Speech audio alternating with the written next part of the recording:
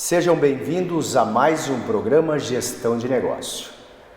Muitas vezes a gente compara o profissional de arquitetura com o profissional de engenharia, por exemplo, engenheiro civil, e procura entender a diferença.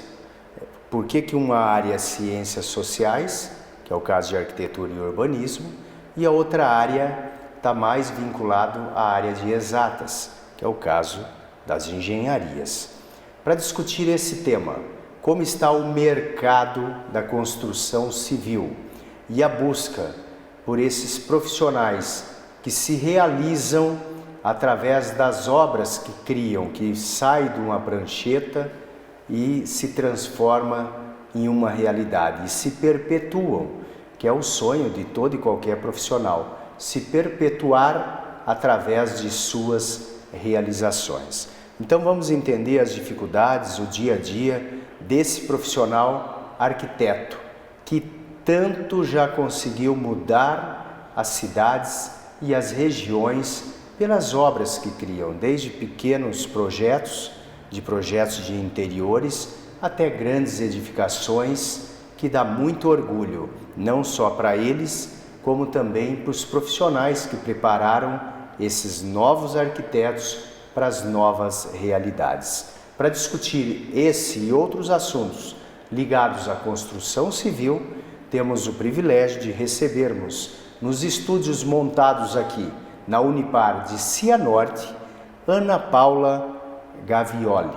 Ana Paula, arquiteta, especialista em arquitetura e pós-modernidade, vem trazer um pouco dessa sua experiência profissional. Montou um escritório de arquitetura que leva o seu nome, que já completou 13 anos de atuação no mercado aqui de Cianorte e região, e é professora há mais de 5 anos no curso de Arquitetura e Urbanismo da Universidade Paranaense.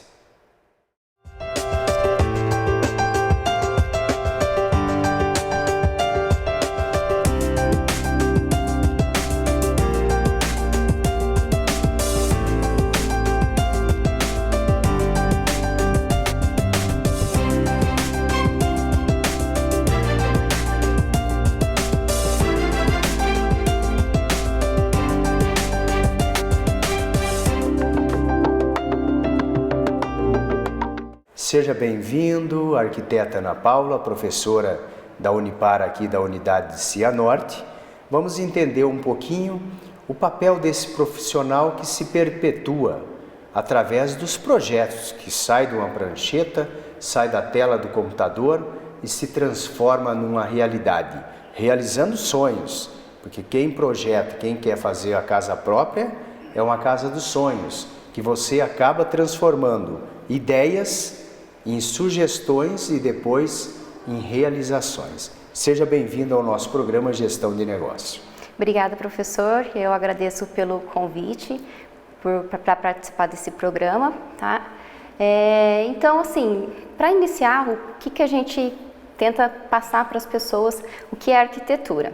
A arquitetura em si, a gente consegue ter a definição dela sobre vários aspectos, só que, assim, de forma geral, a gente é a profissão que procura organizar os espaços. Então, assim, até uma grande diferença da engenharia e da arquitetura é essa, que o engenheiro normalmente ele está preocupado em calcular, pensando nos custos em si, né, pensando de uma forma mais aberta, e o arquiteto não, ele pensa no espaço em si, como que vai ter essa interligação entre os espaços, como que vai ser a atividade do usuário, de quem vai estar morando, de quem vai estar trabalhando no local e assim por diante. A gente vai desde o pequenininho até o macro. Desde um projeto de interiores até um projeto como um todo. E a preocupação do arquiteto sempre é o ser humano Sim. dentro do determinado ambiente ou convivendo com aquele ambiente, quando a gente pega a parte de urbanismo, por exemplo. Quais foram os desafios que você encontrou para criar o seu próprio ateliê, o seu próprio escritório de arquitetura? Escritório reconhecido aqui na cidade e na região e já tem aí 13 anos de atuação no mercado. Como que foi isso? sair da graduação, se formar e buscar abrir o próprio negócio? Então eu vou contar a minha história, que daí dá para entender um pouquinho de como, desde do final da minha graduação. Então assim, no final da minha graduação, eu tinha a ideia de ser docente mesmo, né? Eu falava, eu quero estudar porque quando eu me formar, eu quero dar aula, que é uma área que eu gosto muito. E aí fui fazer meu estágio final da graduação, obrigatório. E aí fui para o escritório, que depois acabei trabalhando nele por um tempo. E aí eu fiquei encantada pela atividade do escritório. Falei, acho que agora eu não quero mais dar aula, eu quero montar um escritório. Você foi estagiar no escritório? Isso. No final do curso? No final do curso.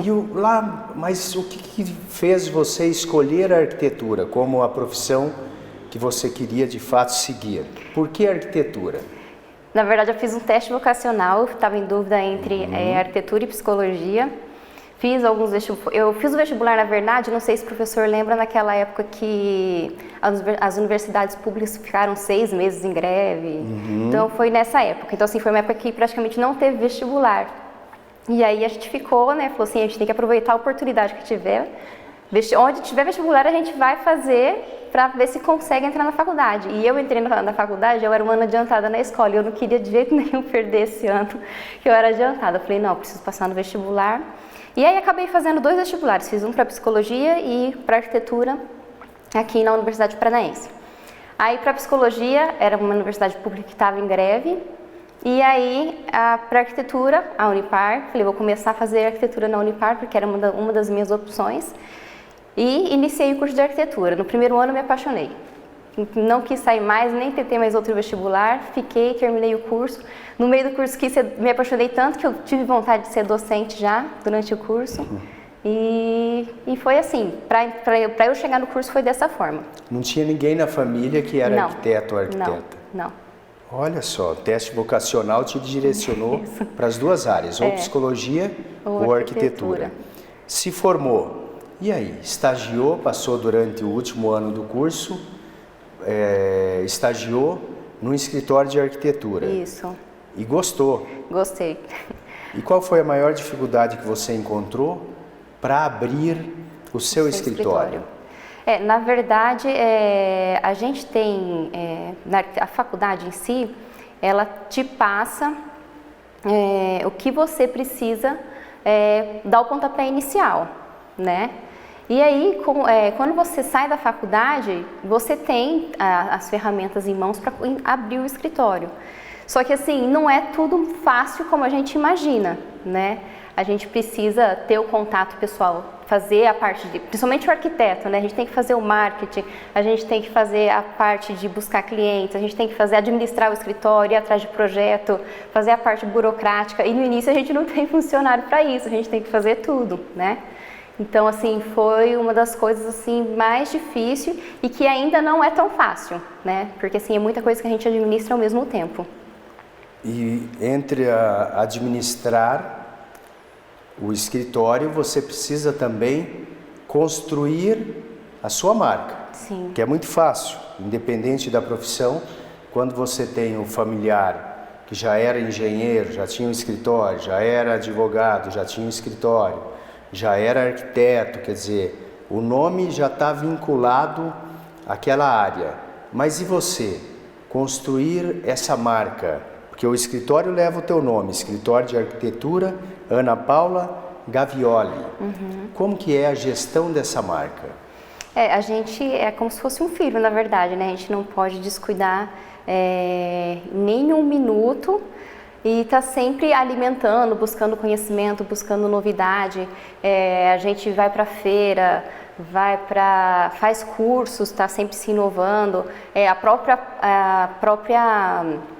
A minha própria profissão também como docente, a gente está sempre trazendo e buscando novas tecnologias para passar para os alunos, e isso a gente acaba usando no escritório também, então a gente consegue fazer uma ligação muito boa. A arquitetura em si, ela é uma área que sempre está se inovando, né? Justamente por estar linkada com a tecnologia, com novos produtos. Então, assim, isso faz com que a gente esteja sempre inovando o próprio nome, e também a gente tem que sempre pensar de que forma, pelo menos assim a linha de pensamento do escritório, de tentar buscar a solução para o cliente.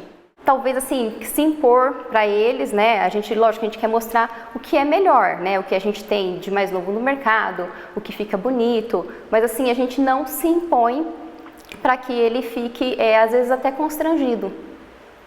Até constrangido, porque ele quer de um jeito e não quer aceitar a proposta. Às vezes a gente já vai atender casal, às vezes, aí o esposo quer um jeito, a esposa quer de outro jeito. Normalmente o esposo só pensa no salão de festa, na churrasqueira. E na bancada para colocar. E na bancada. E a mulher pensa na utilidade, isso em tudo, em automóveis e tudo mais. E na casa não é diferente.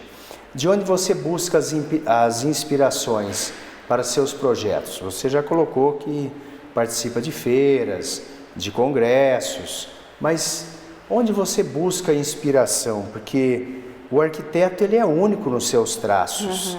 Então ele olha vários modelos, se inspira em alguma temática para montar a sua proposta, uma proposta, duas propostas, três, dependendo do cliente. De onde vem a sua inspiração? A gente sempre busca lá no escritório trazer uma arquitetura atemporal para que não fique aquela coisa que logo caia de moda, né? Eu comprei essa poltrona e passou 2 anos, já não é um material que está usando, eu quero trocar. Tudo bem, pode acontecer, justamente por isso a gente também busca tendências. Então a gente tenta mesclar sempre uma arquitetura atemporal com uma tendência que vai estar ali usando por uns 2 até 5 anos e que possa ser substituída com mais facilidade. Mas assim, de forma geral, o que é mais difícil de ser substituído, a gente tenta buscar uma arquitetura mais atemporal, um clássico talvez. Tá? E imóveis, qual que é a tendência hoje de imóveis residenciais? Bom, você fala de forma, de estilo? De formas. Tá. Porque, por exemplo, cidade um pouquinho maior do que a nossa, cidade de Cianorte, de Francisco Beltrão, mas aqui em Cianorte começou a ter os condomínios fechados, que exigem um determinado padrão de metragem e tipo de obra.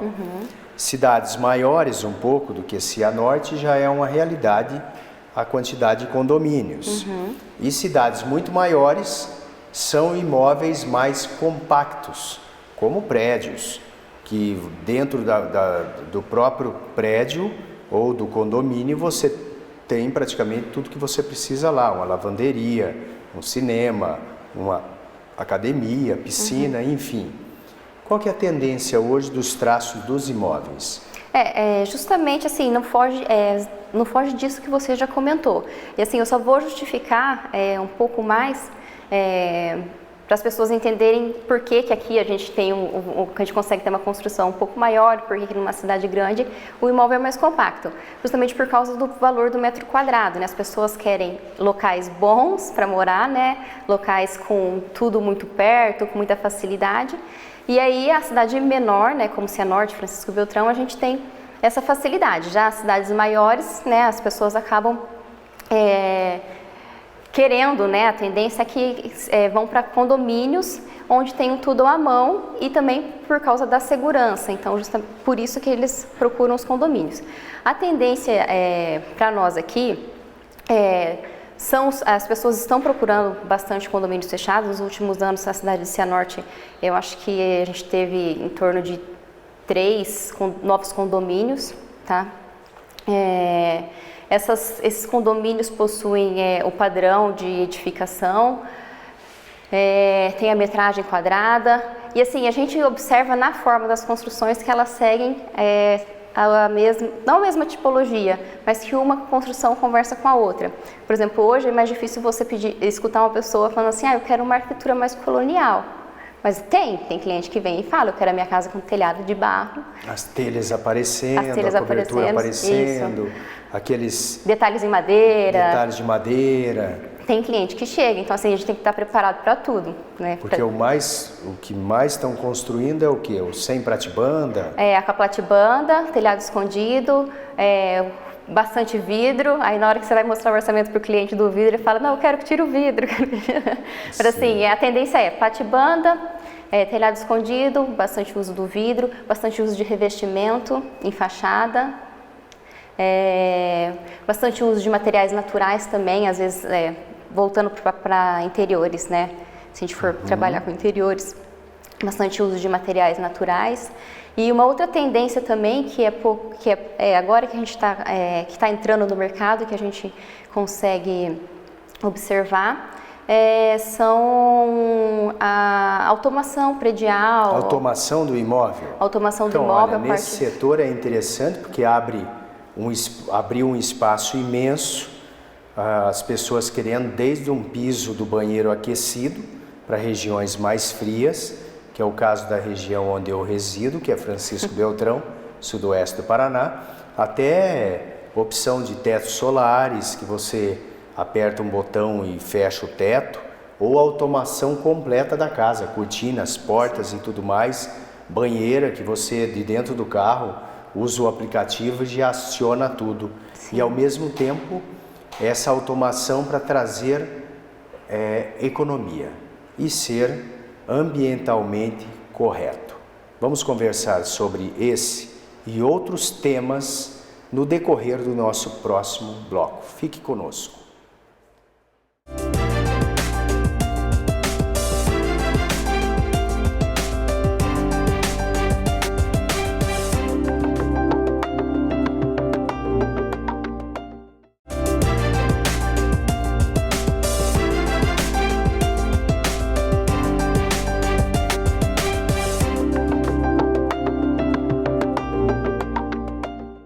O mercado da construção civil sempre vem inovando, como o estilo das construções que mudam de período para período, como a professora muito bem colocou, antes do estilo colonial, agora um estilo mais com pratibandas, casas mais usando as linhas retas e muito vidro. E em paralelo a isso, a automação veio para ficar. Desde o aquecimento de pisos de banheiro em regiões frias, como cortinas, abertura de portas, enfim, o funcionamento da parte elétrica dos aparelhos de ar-condicionado, onde procura aproveitar o máximo os recursos naturais e degradar o mínimo possível o meio ambiente, uma casa e uma obra sustentável. Essa tendência veio para ficar, né, professora? Veio sim. Desde a década de 70, quando a gente teve a crise do petróleo, a arquitetura em si tem se preocupado muito com a parte de eficiência energética. E aí, né, a gente vai falando sobre eficiência energética e a gente vai chegar no ponto da automação predial.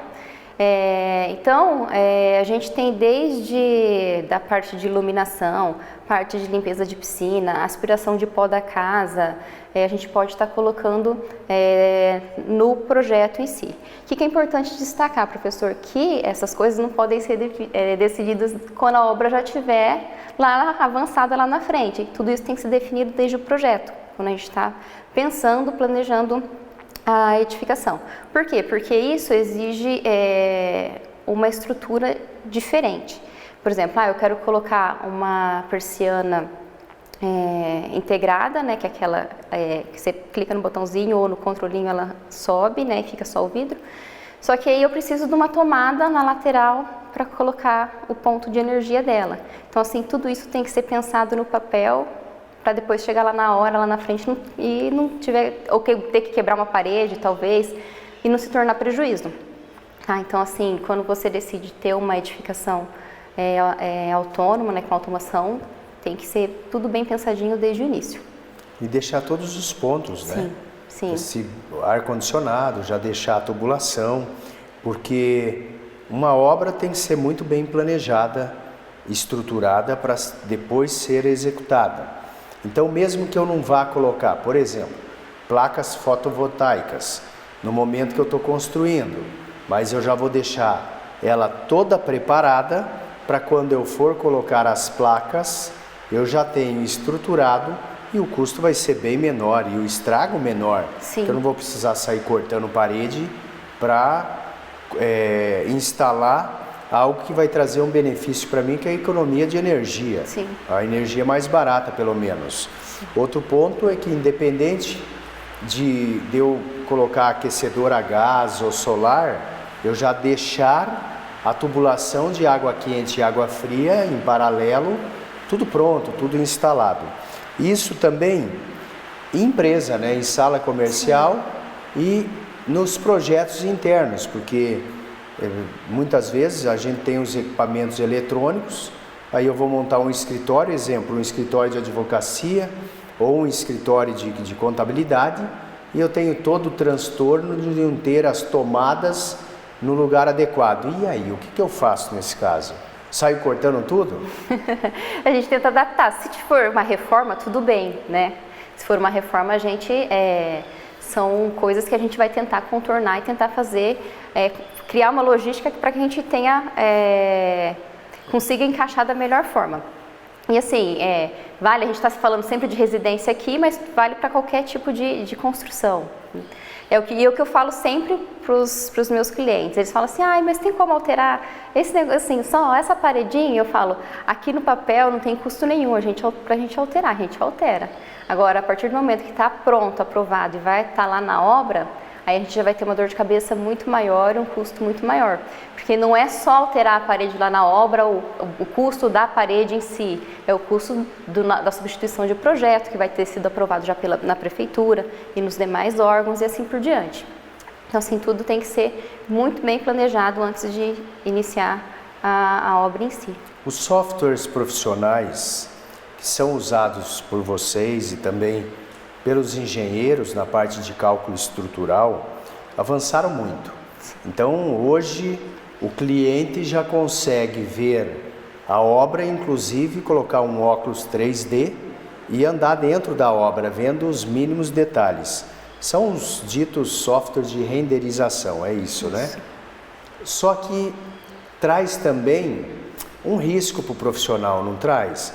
Uma vez que você projeta, mostra como que vai ficar, e o risco na hora da execução, não conseguir executar exatamente como aquele projeto. Acontece isso? Acontece. Na verdade, sim, o software ele facilita muita coisa para nós dentro do escritório. Desde a compatibilização de projeto, então assim, tem software que você consegue trabalhar, que você vai erguendo as paredes, você já consegue colocar exatamente onde a tubulação de água, de energia vai estar passando. Então, nessa parte de compatibilização facilita bastante. A gente consegue até simular como que vai ser a incidência solar durante o dia, através desses softwares. Só que aí, assim, a partir do momento que você passa muito real, e se você não tiver noção do que você está trabalhando, noção de como executar isso, então às vezes você cria alguma coisa lá no software que na hora de executar, né, a física não deixa executar. Então, vocês têm que ter uma noção muito boa de como executar. Por isso que até o arquiteto, a gente faz o projeto, mas a gente também tem uma boa noção de execução. Porque não basta você lá criar, fazer a tua obra plástica e não saber como executar. Vai sustentar essa obra em pé. É a integração entre os diferentes profissionais, né? Sim. Então, o cuidado que precisa ter, você que está empreendendo nesta área, ter todo o cuidado necessário de, antes de vender um projeto, antes de mostrar um projeto para o cliente, tomar o cuidado de ter do seu lado um engenheiro para ele vir e fazer a parte estrutural desse projeto. Fiz esse questionamento de propósito porque um colega, junto com a esposa, pediram um projeto, ficou lindo e maravilhoso, de uma sala flutuante por cima de uma piscina. A piscina pegava pegava dos dois lados da sala, e aquele pé direito alto e uma sala flutuante. Quando vendeu esse projeto, compraram essa ideia e era o que queriam. tanto que já estavam trabalhando na parte interna, no mobiliário desse imóvel. Ocorre que quando levaram para o engenheiro, porque não tinham levado antes, o engenheiro não teve outra alternativa a não ser fazer uma coluna imensa no meio daquela sala, que era para estar flutuando, porque como que ia sustentar aquele ambiente? Então isso foi de propósito a pergunta, porque para evidenciar o quanto é importante essa integração. Por exemplo, você compra também projetos de apartamentos onde eles usam drones para você já ter uma ideia e uma visão do qual que vai ser o teu visual da sacada do apartamento. Então chama realmente a atenção o quanto essa área está evoluída. E o mercado, como está o mercado da construção civil neste ano de 2019? Bom, professor, o mercado da construção civil, como a própria mídia já conta para nós, já vem falando há muito tempo, ainda está recuado, né? Os otimistas dizem que voltou a ser o que era antes do Minha Casa Minha Vida. Então, a gente está assim, quem tem dinheiro para investir está inseguro para investir, porque não sabe como que vai ser, como que vai virar como que vai continuar esse ano, né, de 2019. Mas a gente está com um pé atrás e a tendência, assim, pelo que eu vejo, pelo que a gente tem lido, é que continue até o final do ano ainda nessa situação difícil. Porque saiu recentemente matérias que houve um recuo em grandes centros de 72% de novos lançamentos. Recuaram, simplesmente tiraram o pé do acelerador e colocaram o pé no freio. Um dos motivos disso, a falta de financiamento. Então a falta de financiamento é complicado você ter o dinheiro para você comprar um imóvel à vista. Então já começa por aí. E a falta de financiamento também deve-se ao aumento que ocorreu nos últimos anos, e este ano está batendo recorde nos imóveis retomados pelos bancos. Então, os bancos hoje têm na sua carteira quase 19 bilhões de reais em imóveis. E banco, o que vai fazer? Vai pegar esses imóveis e tentar recolocar, revendê-los no mercado. Quer dizer, um aumento da oferta de imóveis devido a esses imóveis retomados pelo mercado. Mas independente disso, momentos de dificuldade são passageiros e a economia, uma hora ou outra, vai responder à altura e voltar a todo vapor, voltar nos trilhos e voltar a crescer após a aprovação dessas reformas que são mais do que necessárias para o nosso país. E voltando a crescer, um dos mercados que mais responde mais rápido, é justamente o mercado da construção civil. E a construção civil vai voltar de forma pujante, exigindo sim mais profissionais e profissionais com essa visão ampla de mundo, para fazer um projeto que atenda realmente às necessidades daquele que está procurando contratar um escritório de arquitetura para construir, que faz toda a diferença. Eu, como falava para a professora, a primeira casa eu não construí com arquiteto, cheio dos seus defeitos naturais, por não ter sido feito por um arquiteto. Já a segunda foi projetada por um arquiteta, inclusive colega de trabalho da Unipar. Olha, cada palmo da casa tem a sua justificativa de existir. Esse é o trabalho diferenciado dos profissionais. E também, o que marcou mesmo a nossa conversa é a importância de você saber administrar e construir uma marca forte. Porque você que tem intenção de atuar nessa área, lembre-se sempre que o maior ativo é o Você S.A., a tua marca. O escritório de arquitetura leva o seu nome e você vai se perpetuar através das suas realizações, através dos seus traços de seus projetos. Muito obrigado, professora. É sempre um encanto para nós conversarmos sobre essa área tão bonita que é a área de arquitetura e urbanismo. Agradeço novamente o teu tempo despendido de estar aqui conosco no programa Gestão de Negócio.